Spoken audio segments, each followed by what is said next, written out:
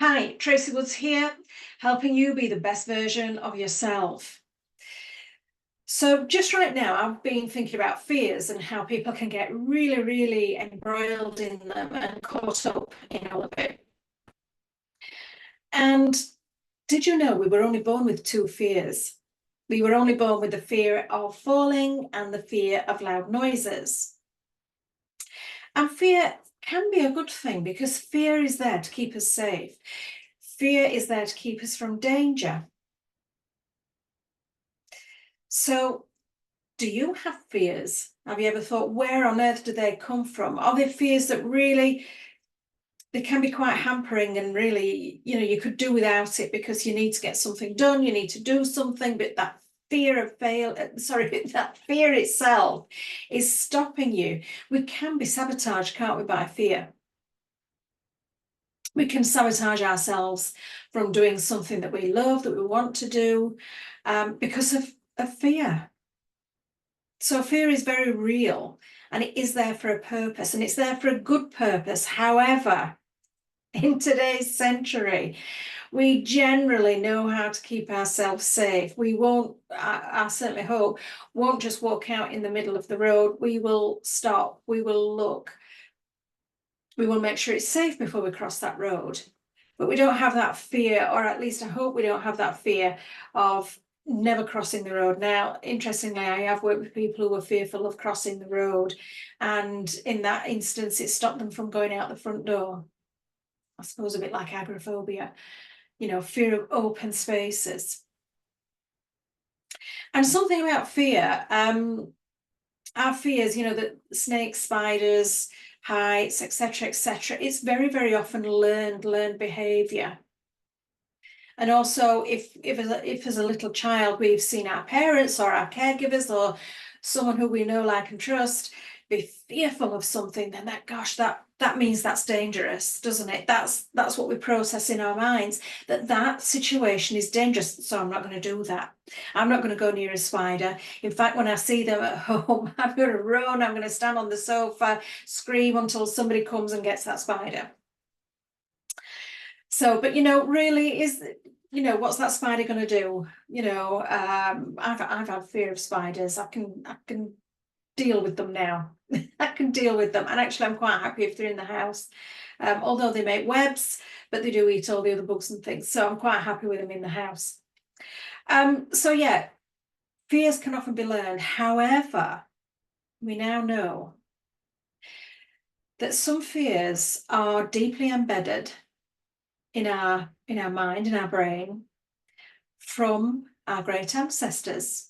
Prehistoric ancestors is what I'm talking about here, where someone may have got agoraphobia now and have no idea where it came from. Just came out the blue, this agoraphobia. Never had an experience where it was particularly bad and never going to do that again. I'm not going out the front door.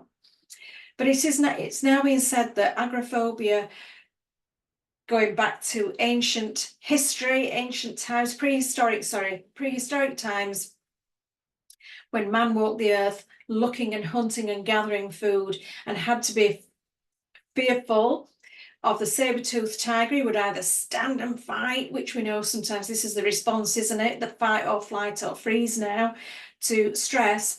You'd have to stand and fight this saber-toothed tiger and bring him home for dinner, or you become dinner. You become the saber-toothed tiger's dinner. So prehistorically, it was quite dangerous to be out in the open, out in land that was wide open, that you could see for miles, because the saber-toothed tiger could see you quite easily, and possibly could outrun you too, I would have thought. So there is that deep fear inside our minds that we've carried through the prehistoric times into present day. Okay, so don't be fooled that, well, I've no idea where this has come from. Maybe it is something that we've carried from our ancient ancestors. But in today's society and how we live today, we can keep ourselves fairly safe. We can keep a check on these things. And so it's really, it's unnecessary to be so fearful of the great outdoors. The great outdoors can bring us joy, can bring us good health. It's good for our well-being. And also we meet other people outdoors, which again, we know is good for our well-being. So it's not so, we don't have to be so fearful about being outdoors, being on a playing field, a school playing field, or walking across the top of the moors. We just have to take care that we don't fall down a rabbit hole or whatever it might be. We just have to take care with things. So that fear then, that we've dragged forward into today's world is totally out of date. That hardwiring is old and outdated. What would you do with your computer if it was old and out of date? You renew it, you download a new program. So of course that's something that I can help people with. But what I wanted to say, if I've not already said it, fear keeps us safe. It keeps us from danger, but we just have to look at things. Is it right that we should be fearful of being out in the open? Is it right that we should be fearful of buttons on a shirt? But it may be that something happened when you were a small baby with a button on someone else's clothing. I don't know. You know, when we've done work, we've found that somebody's got a fear of buttons, but then we've found an old family story. Or remember that time where little Johnny pulled a button off my shirt and popped it in his mouth, and we were all, oh, open your mouth, open your mouth. Also frightened that this baby was going to swallow the button. And this baby had its mouth prized open and fingers in its mouth dragging out this button, and now they're fearful of buttons. You know, that kind of makes sense. However, as an adult, I think you know not to put buttons in your mouth. So, you know, we do learn. But interestingly, other fears that people have got can be a fear of failure. But when you have a fear of failure, that means you stop trying new things. That means you stop doing things. Stop doing things that you love. Stop doing things that you enjoy. And on the opposite end of the scale is the fear of success.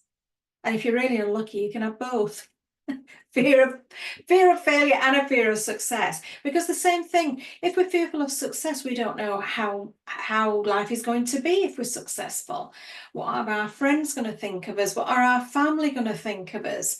So there's lots to work on with those fears, because those fears can really impact on the quality of our life, as can do most fears really.